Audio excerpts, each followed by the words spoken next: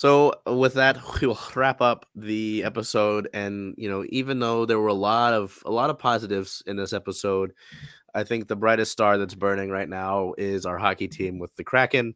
It's hard to pick anybody else for start. Well, not necessarily hard, but it makes a lot of sense that they were a unanimous selection. We said a lot about them in the team segment of this show, but it's just incredible again to see this, to see the success that they're having, to see that the way that this city has embraced this team, and even not just the city, but again, like interacting with people who are from different parts of the country, fans of different teams who are like, hey, you guys are like really picking it up, or just even fans of the jerseys and all that. It's been a lot of fun to have this team here and just to see everything envelop, envelop words. But I don't know. It's just kind of crazy, and we're halfway through the year, and the rest of the year proves to be, I wouldn't say even more exciting. I don't want to put that bar up there, but Seattle has the 31st ranked strength of schedule the rest of the way. So I don't I know. I don't remember know. What do when you think? the last season ended, you said they just had to be better than the first season.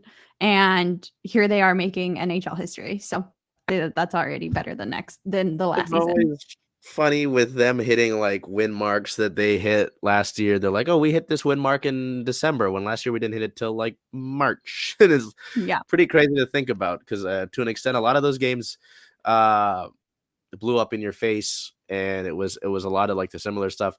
You talk about finding ways to win, right? You hear Mhm. that a lot, and Seattle found ways to lose many, many different games. It was like, okay, what is it this game? Your penalty kill was horrible, or you just gave up 5 goals in the first period. They just found different ways to be bad, um, and it's changing this year, and they're finding ways to win. Whether it's a 9-8 win, or they go out and they get 2 shutouts in 3 games. It's really interesting to see that all take place. And again, considering that they're in the second year of their development, they still got a lot of talent. Obviously, we've talked about Shane Wright a lot this year, but there are a lot of guys Mhm. to be excited about in Coachella, guys like Riker Evans, in further different leagues in the OHL, like the Battalion with Ty Nelson, top to bottom. I mean, it's really exciting to see. I'll compare it to this, right? You look at when you.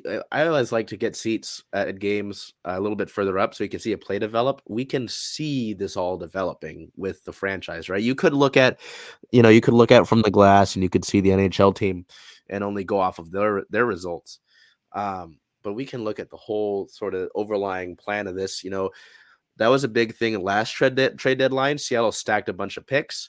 They made a good amount of picks this past year, but they still got a ton of picks this year and year after that.